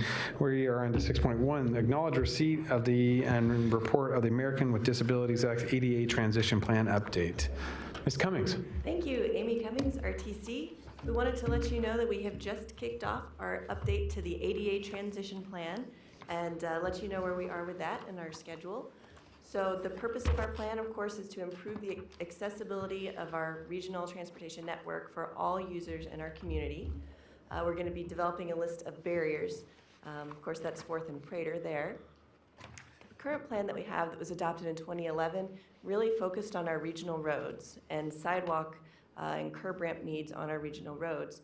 What we want to focus on in this update, while rolling all that forward and updating it and taking a look at that, is to focus on our transit stops and our RTC-owned facilities. So we're going to be doing an inventory of many of our transit stops and developing a program and prioritization to improve those as we move forward. This is an example of an improvement that RTC did in partnership with INDOT about a year ago up in Sun Valley. ADA improvements, of course, are included across our entire program, so I wanted to take a minute and just talk about how that works. A lot of the projects that you're seeing under construction today or in development were identified in that 2011 ADA transition plan. 4th and Prater, Virginia Street, Audie Wells, Sun Valley Boulevard. Those are all continuing to move forward. So we have these major corridor improvements that are moving forward with ADA improvements. We also have an annual ADA pedestrian improvement program, and that is addressing some of these smaller scale needs, not the full corridor reconstruction, but the Keystone California intersection is one that's moving forward this year, looking at the bus stops and sidewalks on Mill Street east of I-580. That's one that was just approved in the POP that's moving forward. We also are looking at where we can improve bus pads as we do our pavement preservation program, our rehab and reconstructs. And as we've talked about previously, we have about $1.5 million in our program this year, and we want to continue that forward as an annual program to do spot bus stop improvements. So we're looking at this plan to identify the range of needs, and then there are a multitude of programs in RTC where we can address these, whether it's full corridor reconstructions down to small spot improvements. And this is an example, another Sun Valley Boulevard example of bus stop improvements where we've provided the concrete pad and seating and improved waiting areas and access to sidewalks. Where was that one? This was also on Sun Valley Boulevard. So the one in Charlotte putting it? Yeah. Don't have a picture of that one in this presentation. They haven't got in right away at Charlotte's. But it's a great example of how we want to coordinate sidewalk improvements with the bus stop improvements where we can. This was a short-term fix that was coordinated with a crosswalk improvement, but as part of that larger reconstruct, we're going to be improving sidewalk connectivity through that whole corridor. We had our first public meeting just this week, and we were really happy with the turnout. We got a lot of great input. We're going to continue to be talking with people and asking for their input on what those priority areas are that we should be looking at. We're going to be doing the data collection. Kimberly Horn is the consultant that we'll be working with on this project. They'll be out there measuring slopes and other issues at our bus stops in this fall, October through January. Then we'll have some more public meetings in April and finish up the plan next summer. So that is where we are. Of course, we always welcome your input on priorities areas that you want us to look at. We've rolled forward what we've heard at previous meetings as well and included that. Thank you, Ms. Cummings. You know, I have some public comment signed in, so I'm going to take public comment first. We have Mr. Alan Crawford signed in.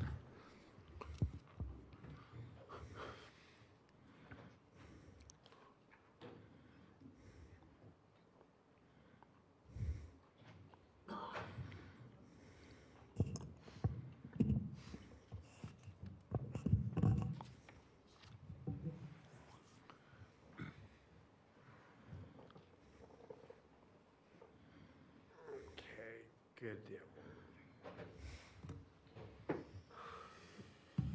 All right. Dave, you can set that on My the, name is- Dave, can you can hear you, me? Mr. Crawford, yeah, sorry, can you set that on the floor, please? Thank you. Just really quickly. Appreciate that. Can I move the mic down for him if you would, Mr. Jickling? Yeah, can you hear me? Yeah, we can hear you. Thank you, Mr. Crawford. My name is Young Crawford. and I have what is called Friedreich's ataxia. It's a neurological condition, progressive. But anyway, a little bit, I got my undergraduate degree at Chico, lived in the Bay Area for about 35 years. And in 2-3 years ago, I decided to move. And so I looked at various places. Interesting to know, one of the reasons why I wanted to move is I grew up in LA. I was living in the Bay Area, and it was so much traffic and so much people. And you guys have been talking for an hour about your projects. And I just wonder if you've been to LA or the Bay Area, because it's a lot worse. But anyway, so one of my major concerns about where I was going to move was accessibility to get a ride, transportation. And so I looked on the RTC access map, and showed where the batteries are. And I was not, irony, I'm about 1,000 feet away from the battery. My driveway is on a street that is within the battery, and my address is not. So, but anyway, that's irony. But anyway, so I made sure that I would be covered service. So what I did is I arranged a meeting. We drove up, or I didn't drive up, but we drove up to Reno to have a meeting with the First Transit, the RTC access company at the time. And they had assured me, I explained my situation, we got the map out, we got it online, blew it up. But they assured me that I'd be covered because it was so close. That when the buses, the vans pick me up, they drive down to a cul-de-sac to turn around. And that cul-de-sac is where I live, where my driveway is.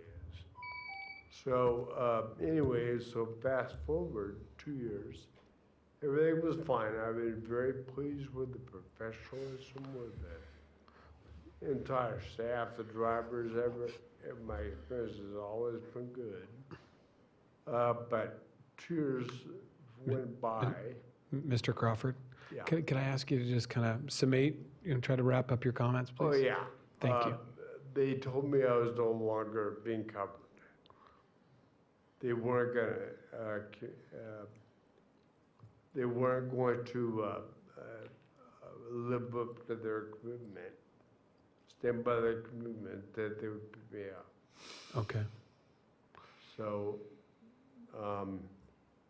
that's for the bottom. I was just about wrapping up, but that was the bottom line, is that the issue is not the battery. I understand batteries and you gotta have one, you know, because you have some 1,000 feet and some else wants 2,000 feet. I understand all that. Great. What my issue was that I was given the commitment, and 2 years later, they pulled the plug. Yeah. So what I'll do, Mr. Crawford, is I'll have Mr. Jickling speak with you directly and probably try to address some of those things for you Okay. specifically. Thank you so much for coming this morning. You bet. Thank you. All right, seeing no further public comment on this agenda item, is there discussion from any members? Commissioner Mackenzie. Thank you, Mr. Vice Chairman. What? That's it. He's out of here. Looking good there, Bob. There's no other Mackenzie exists anymore. Wow. You just got a Yeah. I must have been doing a really good job.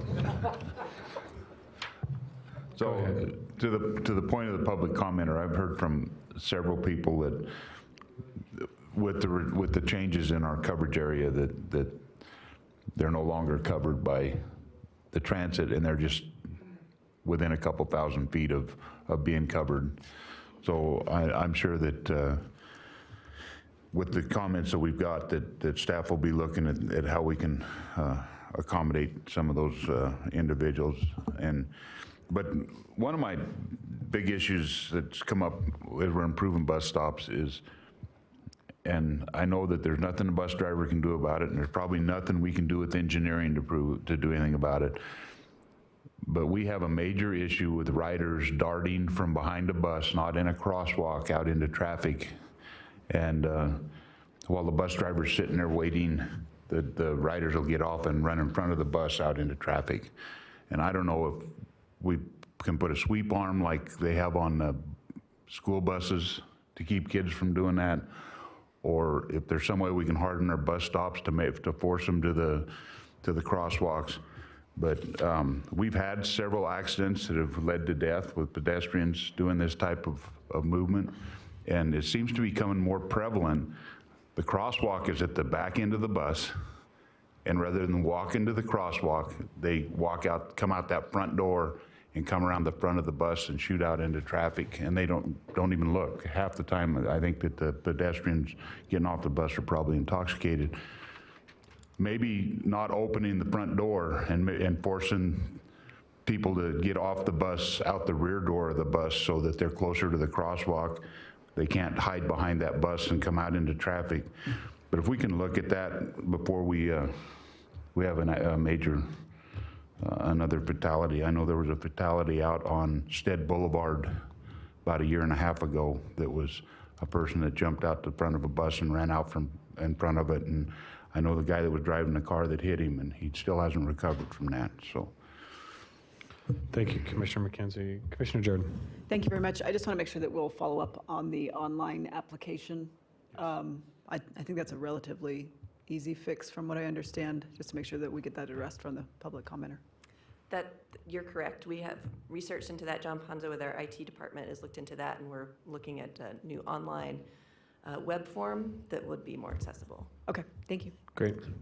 You know, I just a few comments in regards to the ADA. I mean, I'm happy to hear that we're continually trying to improve a number of the bus stops through our. It is very important that we continue to do that.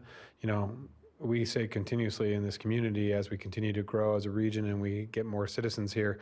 It's not just able-bodied citizens. It's not just individuals. There are many individuals with disabilities that are moving into our area as well, and there are a lot of jobs available to those individuals. However, may not, you know, their only point of access is utilizing our metro system to get to and from. And I see a lot of those bus stops out in the South Valleys, out in Double Diamond, in that industrial center. In that industrial center part of Reno, we've got Zulili, we've got a number that happily and willingly employ a lot of individuals with disabilities and like employing with individuals with disabilities. Our bus stops out there are still subpar. You know, there's a lot of bus stops for those individuals that are in a grass piece of landscaping and close to a sidewalk, but not really for them to get a wheelchair across a piece of grass onto a bus or access. So we need to continue to look at that and address those bus stops as we move forward, because it is a challenge throughout our area. And so I'd like to continue to see that. All right, any further comments about this? Looking for a motion to acknowledge the receipt. All right. I have a motion and a second. All those in favor signify by saying aye. Aye. Aye. All those opposed? Motion carries unanimously. All right, we're on to Mr. Gibson, or actually, Dale. Do we have any legal issues that we need to talk about today? All right. Keeping us out of trouble. That's a good thing. All right, we're on to our final public comment, item 8. I don't have anybody signed on. Is there anybody in the audience today that would like to speak on public comment? This is your last final opportunity for today's meeting. All right, seeing none, we'll close public comment. Is there any public member items? Commissioner Mackenzie. Mr. Vice Chairman. Dang it. Demotion. I'd ask that we, if NDOT could come and give us a breakdown on presentation on where we're at. I know that I've got one for the Spaghetti Bowl scheduled as a council member for an update of where you're at in the process with the Spaghetti Bowl, but if we could do a public presentation of where we're at on the Spaghetti Bowl and those improvements on 395 North, so that we can let the public see where we're at moving through the process and what we're looking at. And I'm happy to hear that the airport's finally decided to sit down and talk about what we want to do with the Spaghetti Bowl, and instead of sitting back and waiting until the planning's done and then demanding what needs to be done. So I'm glad that we're working together on that. So it'd be interesting to see some of the options that we're looking at there as well. So if I could, Mr. Chairman. Go ahead. Would like to visit with the city of Sparks, and then we'll come by and give you a heads up on all the issues that you'd like to talk about. 395 Spaghetti Bowl, but to your point about the airport, we'd like to come brief you and let you know what we're working on with them as well. So. Not anytime soon. All right, Commissioner Jordan. Thank you very much. And as we were talking about the ADA bus improvements, if we could get an update at a future meeting about what the program of bench installations are at bus stops. I know we gave direction, and I believe there was $1 million dedicated to that effort, and I just want to know what that is, because to me, the very basic thing you have to start with is somewhere to sit. And for our growing senior community, that's critical. I mean, you pick up your groceries and you're waiting for the bus, you got to have somewhere, the very basics. You know, you might be standing in dirt, but to have a bench there at least is something, and not just standing in the dirt waiting for the bus. So to get that, you know, where the bench is going to be installed, how many, I'd like to see that update, please. Thank you. All right. Commissioner Dare, Commissioner Mackenzie? Just a quick comment along those lines of the benches. We have a lot of developments that RTC asks that a bus stop be put in, and we're getting bus stops with flags. We're not getting benches. Yeah. So that's something we could do in the development process to save us money at a later date. All right. And I have just a couple items. What I'd like to do is ask for an item to come back, or maybe a discussion with you, Ms. Cummings, in regards to, there was quite a bit of discussion at the county commission meetings in regards to Arrow Creek and where that fell within the RTP. There was identified that road is scheduled to be widened. I'd like to get an update on when that could be widened and how that could be expedited. Another discussion is 7th Street. Widening of 7th Street from Sun Valley to Golden Valley over the O'Brien Pass. That does serve quite a few residents in our Sun Valley, and as Sun Valley, once again, is a growing population in Sun Valley, and very important for not only the city of Sparks, but city of Reno. And those individuals, a lot of those kids transfer, a lot of the children are going to North Valley's high school, which is right there on 7th Street, which turns into Golden Valley. Like to know where that falls within the RTP. It currently isn't on the RTP or identified, but if we need to open the RTP and amend that to include that, would like to have that discussion and bring that back in front of the board. And the bus, and bus traffic as well. I think it's all part of that discussion. Easy. One other thing I'd like to talk about too is I'd like to get an update, Brian, from you in regards to what intersections. I know there are some intersections out there that we need to continue to talk about, on our regional roads.